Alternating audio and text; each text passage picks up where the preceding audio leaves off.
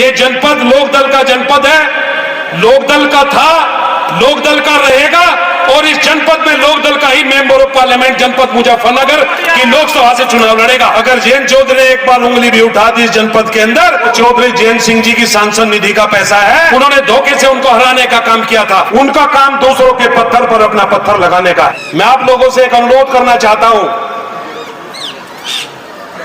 कि विधायक के पास एक लिमिटेड फंड होता है।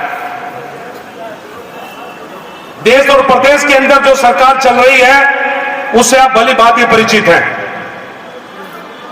और जो हमारे जनपद के जो अपने आप को बड़े नेता मानते हैं भारतीय जनता पार्टी के, उनका काम दूसरों के पत्थर पर अपना पत्थर लगाने का है।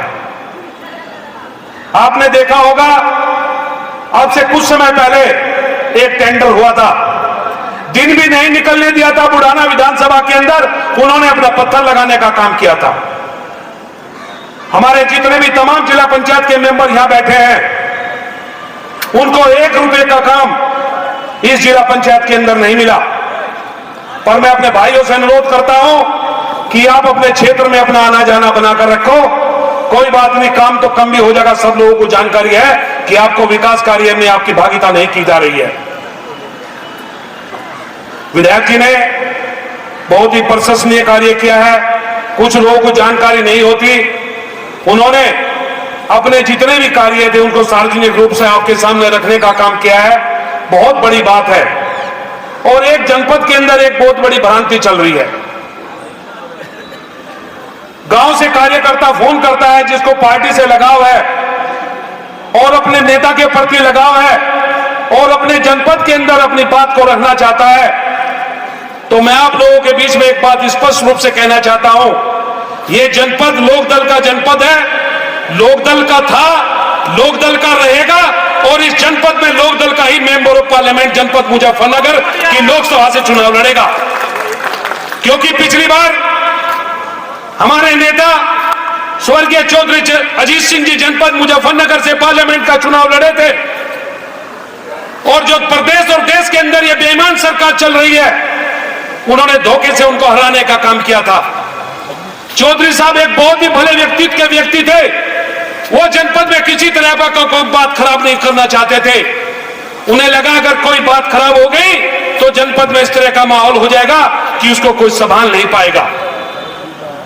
आप निश्चिंत रहिए, जनपद के अंदर 5 गठबंधन के एमएलए हैं और 4 राष्ट्रीय लोकदल के एमएलए हैं। तो निश्चित जनपद मुजफ्फरनगर में मेंबर ऑफ पार्लियामेंट लोकदल का लड़ेगा और नलके का निशान होगा। आप इस बात से निश्चिंत रहिए। रात दिन हमारे कार्यकर्ता, हमारे भाई चिंतित हैं, फोन करते रहते हैं कि जनपद में क्या होगा, कौन चुनाव लड़ेगा। तो मैं अपनी रूप से आपको खुले मंच से बताता हूं कि राष्ट्रीय लोकदल का ही प्रत्याशी जनपद मुजफ्फरनगर में लड़ेगा। जो भी नेता का आदेश होगा, जिसको भी नेता टिकट देंगे, हम उसी को पूरी ताकत से लड़ाने का काम करेंगे। वो हमारे नेता का कार्य है कि वो उसको चुनाव लड़ाएंगे, किसको नहीं लड़ाएंगे। मैं प्रमुख साहब ने बहुत ही विस्तार से चर्चा की, किस तरह की समस्या जनपद के अंदर यहां है और किस तरह के विकास कार्यों को रोकने का काम किया जा रहा है। राठी जी ने अभी थोड़ी सी, मैं तो कहने नहीं चाह रहा था, पर चर्चा कर दी। साहटू में चौधरी जयंत सिंह जी ने, जो हमारी पार्टी के राष्ट्रीय अध्यक्ष है, उन्होंने अपनी सांसद निधि से एक स्टेडियम देने की घोषणा की थी और उसका फंड भी रिलीज हो चुका है। पर भारतीय जनता पार्टी की जो बेईमान सरकार चल रही है, वो इस स्टेडियम को लगातार निरंतर रोकने का काम कर रहे हैं। मैं इस मंच के माध्यम से कहना चाहता हूं, वो किसी के कार्य को मत रोके। वो पूरी ताकत में इससे ज्यादा शक्ति उनको कभी नहीं मिल सकती। वो दूसरे के काम को मत रोके। मैं चाहता हूं कि वो इससे भी अच्छा काम जनपद में करके दिखाए। निश्चित रहिए, स्टेडियम भी वहीं बनेगा। कोई ताकत नहीं इस स्टेडियम को बनने से रोक दे। वो चौधरी जयंत सिंह जी की सांसद निधि का पैसा है। अगर जयंत चौधरी ने एक बार उंगली भी उठा दी इस जनपद के अंदर, तो किसी की ताकत नहीं उस स्टेडियम को बनने से रोक दे। विधायक जी, हम सब लोग निरंतर प्रयास कर रहे हैं, अधिकारियों से बात हो रही है, उसका टेंडर भी हो गया है और जल्द ही आपको पॉजिटिव सूचना मिलेगी। मुझे बोलने के लिए राठी जी ने यहां मौका दिया, उसके लिए बार बार धन्यवाद देता हूं।